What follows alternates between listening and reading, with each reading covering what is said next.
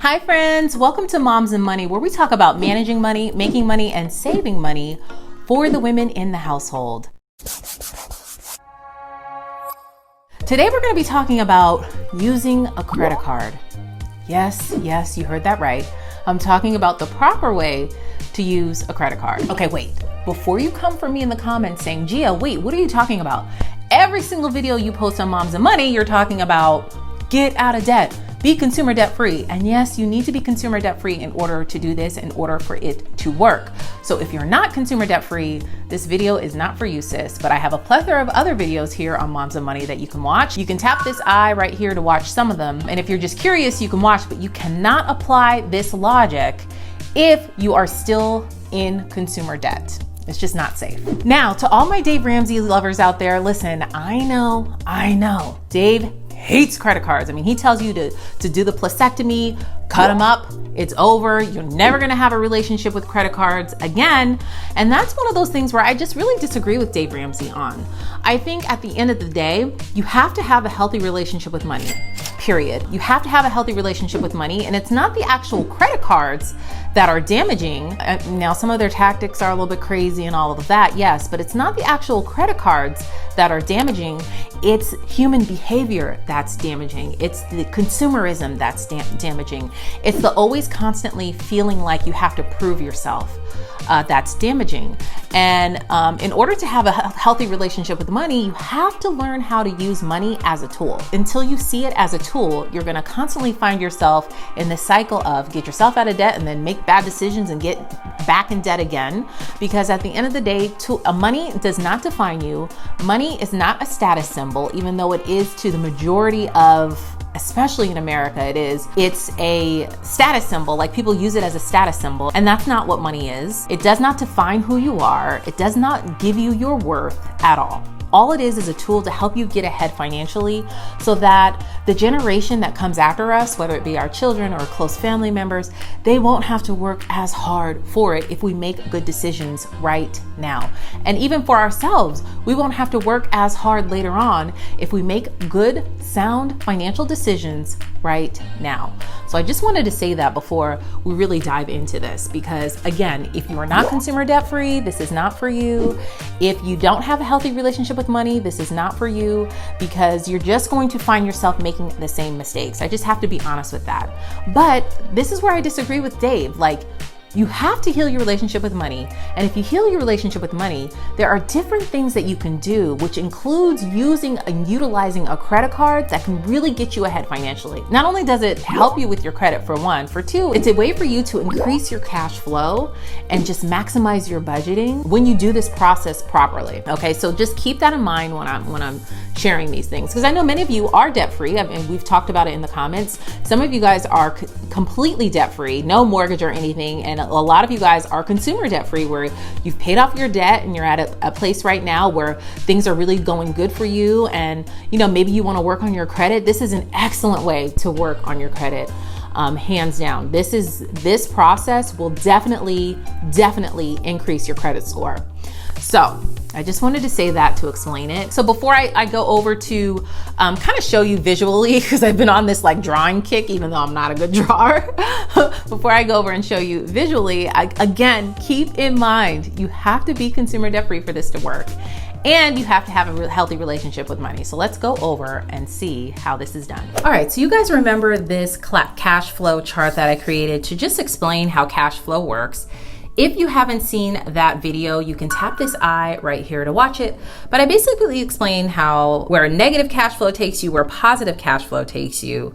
Obviously, it leads you to financial freedom. But the thing is, we want to protect this income that comes in. No matter how many streams of income you have, you definitely want to protect these streams of income as they come in so that you don't have as many expenses and bills coming out. You want to definitely protect this cash, as I should say. And this is where a credit card comes in, to protect this cash coming in. Now, let me get this straight. You have to pay the credit card back.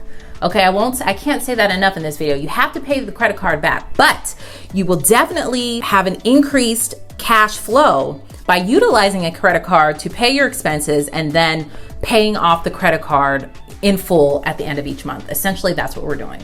We're using the credit card for all expenses that you can use a credit card for, and then you pay it off in full at the end of each month.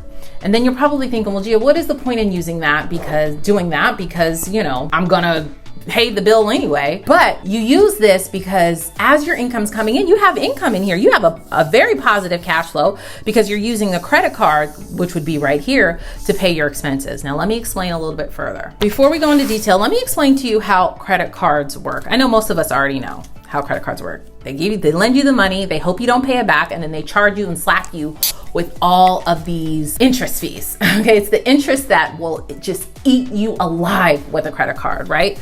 So let's say you have a credit card here with a $5,000 limit, and let's see, your name is Mary Sue. You have a $5,000 credit card limit here. Let's say you've been very good. You pay it off in time. You never overutilize the credit card, meaning that you never like get to the top limit and then struggle to pay it off. You have just been paying it off so well. Well, what the credit card company will do was, oh, Mary Sue, you've been doing so good. We are going to increase your credit card limit to $7,500. Mary Sue is like, oh my goodness, $7,500. This is awesome. I can use my credit card to pay more things. And so let's say she does well again. Let's say she just does really good. She's very disciplined. They're going to say, oh, Mary Sue, thank you so much again. We are going to increase you to $10,000. Now, thank you for being a loyal customer. Okay. Now, what the credit card company is hoping is that at some point during this journey, Mary Sue kind of loses track of what she's supposed to do with the credit card. She no longer has these disciplines that she had when it was a $5,000 limit. She sees that $10,000 limit and just goes crazy. Well, she starts to not being able to pay it. Can't pay it in full each month. She just is able to pay a little bit. Okay. Well, this is where they want you to be. They want you to be right here. Okay. Because now they get to charge you massive amounts in interest. This is their goal here. Okay.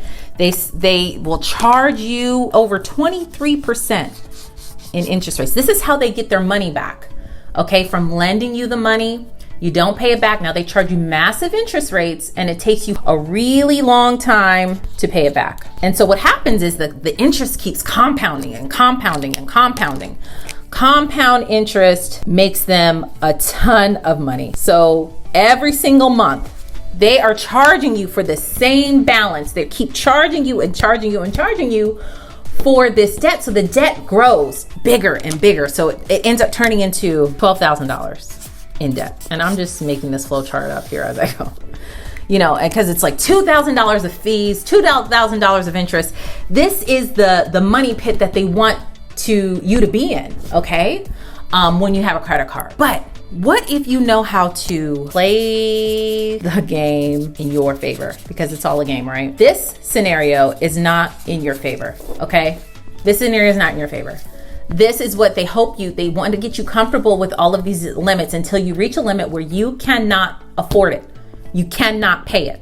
Okay. And so they get to make all this extra money off of you and these decisions that you're making. But when you start looking at a credit card like it's your cash budget, this is where you start making money off of them. So let me explain. Okay. Let's start with the same scenario. Mary Sue has a $5,000 credit limit on a credit card. Okay. She spends about $4,500 each month. On her budget over here, her income is $5,000. Her expenses are, to make this really simple, are $4,500. And then she saves $500 each month. I'm just doing this for simple math. Okay. So let's say she does a zero-based budget over here. She does a zero-based budget with her $5,000 income.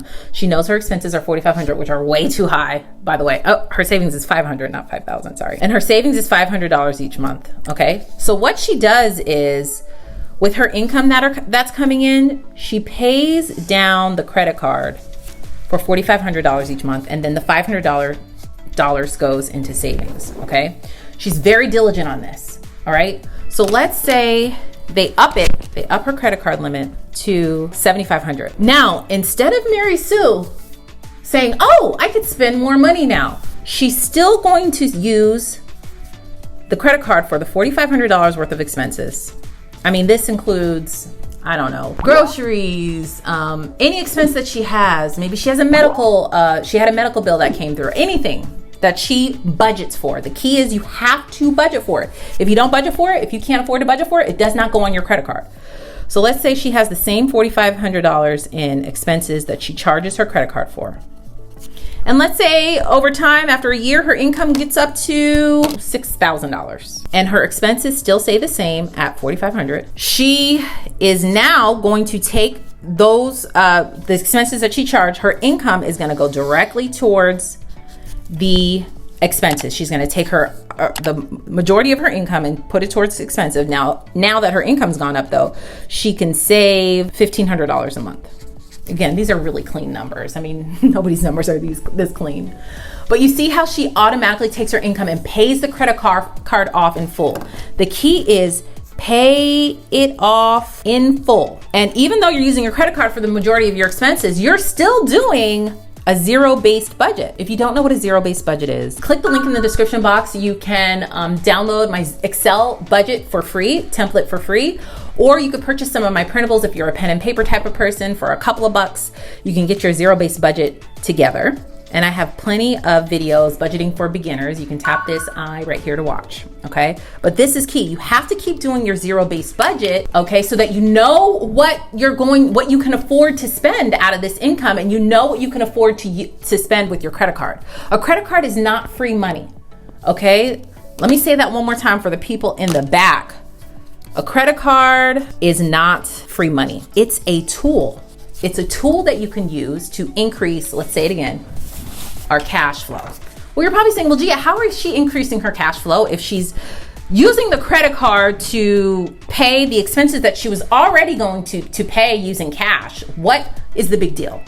Well, the big deal is that this will tremendously increase your credit score tremendously. Like, I'm talking, you're gonna get in the 800 club doing this. If you do it right, if you don't have any slip ups, if you don't do what I talked about earlier where they keep increasing your limit, and then you can't afford it anymore, and then you come over here on this side where you have the interest and you cannot pay it in full.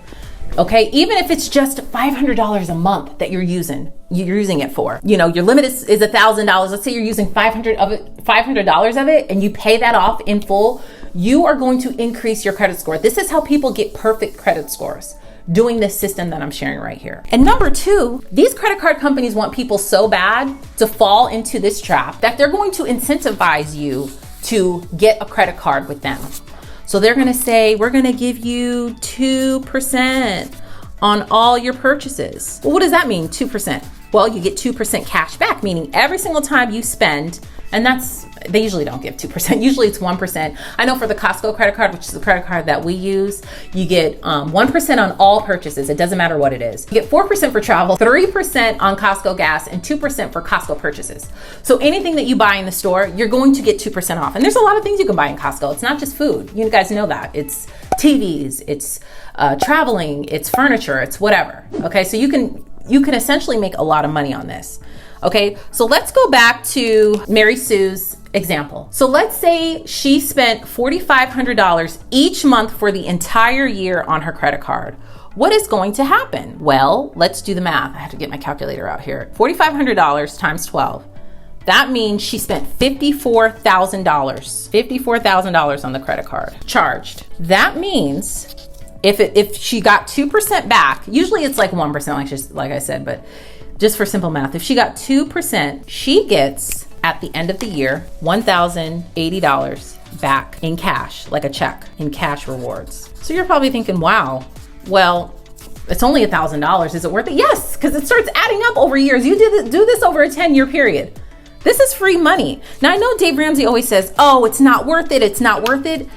And again, it isn't worth it if you are going to get yourself in debt. It's not worth it if you are going to put yourself in a situation where you cannot afford it anymore. Because this credit card limit is going to keep going up. As long as you keep doing good, it's still going to keep going up. But the key is to remember your core values when it comes to money, okay, and how it's just a tool, and to still do your zero-based budget. Don't go crazy trying to prove yourself or prove your wealth, or trying to compete with your friends or family on their purchases. Maybe everybody's buying a new car, girl, but if it's not your time, it's not your time.